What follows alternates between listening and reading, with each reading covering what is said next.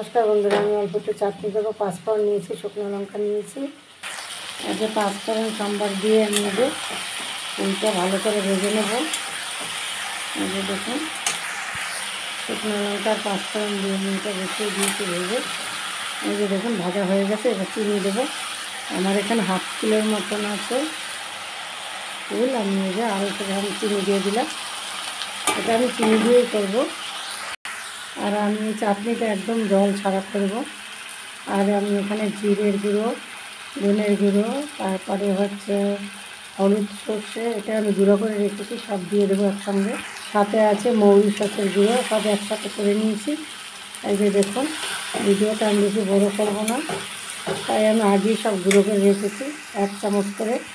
আমি 5 সম্বর যেটা দিয়েছি সেটা আপনাদের দেখাতে পারলাম না। 4-5 চামচ সরষের তেল দিয়ে এটা সম্বর দিয়েছি।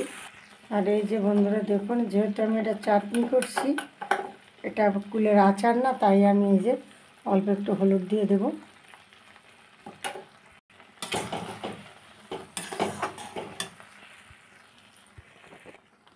এই যে দেখুন বন্ধুরা, কত সুন্দর হয়েছে চাটনিটা। এখানে আমি এই যে ধনের গুঁড়ো, জিরের গুঁড়ো, আর যে মিষ্টি সস, আর আছে এই যে কালো সর্ষ ভেজে গুঁড়ো করা, এই যে সব আমি এখন দিয়ে দেব। এই যে বন্ধুরা, সব হাতে নিয়ে এইভাবে আমি সব দিয়ে দিলাম। আর এইখানে অল্প একটু চিলি ফ্লেক্স আছে, দিয়ে দেব। এটা আমি হাতে নিয়ে দিয়ে দেব।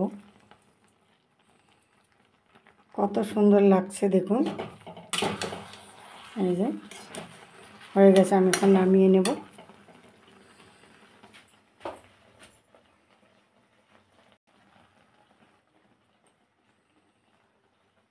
এটা আমি চাটনি করলাম, এরপরে আপনাদের শুকনো কুলের আচার করে আমি দেখাবো। কারণ শুকনো কুলের আচারে আরও অন্যরকম আমি চিনি আর গুড় একসঙ্গে দিয়ে করি। এই যে দেখুন বন্ধুরা, কত সুন্দর হয়েছে। ভিডিওটি ভালো লাগলে লাইক, কমেন্ট, শেয়ার, সাবস্ক্রাইব করে পাশে থাকবেন।